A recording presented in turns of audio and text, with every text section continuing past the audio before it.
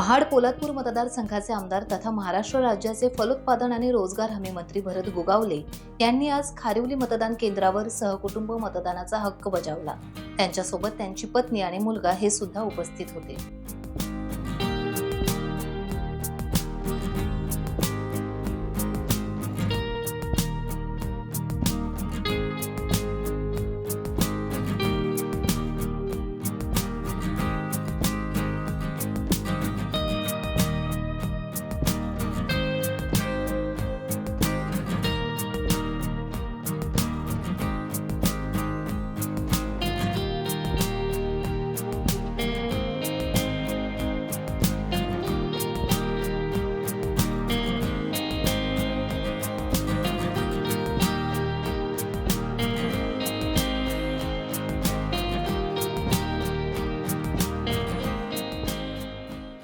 मध्ये प्रत्यक्षात लढत झालेली आहे। आपण रायगडमध्ये पाहिली तर काय सांगाल विजयाचा विश्वास आणि बाकीच्या गोष्टी? विजयाचा विश्वास तर निश्चित आहे, आपल्याला सगळ्यांना कल्पना आहे।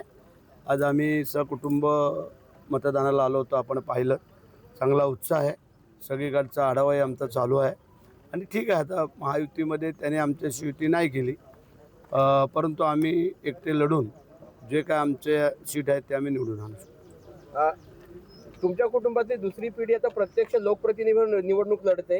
विकास गोगावले आहेत जिल्हा परिषदला, कसा काय प्रचार झाला आणि काय प्रचार अत्यंत उत्तम झालेला आहे। सगळी तरुणाई उतरलेली होती आणि विजय हा निश्चित आहे।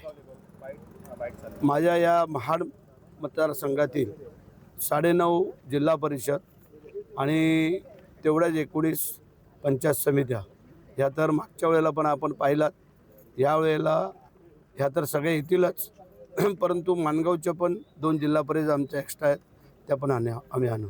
महायुतीमधली लढत आहे आणि यामध्ये शेकापचा जर का विचार केला तर शेकापचा म्हणजे शेवटची लढाई असू शकते अशा कंडिशनला किंवा त्यांची लढत महत्त्वाची ठरणार आहे। तर रायगड जिल्ह्यामध्ये अध्यक्षपदासाठी कशी चुरस होईल?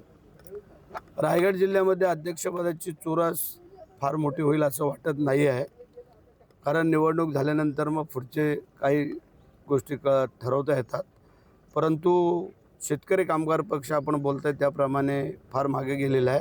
एकेकाळचा 1 नंबरचा पक्ष आज मागच्या क्रमांकावरती आहे, पण असो आम्ही आमचं काम करून आम्ही 1 नंबरला येण्याचा प्रयत्न करतो।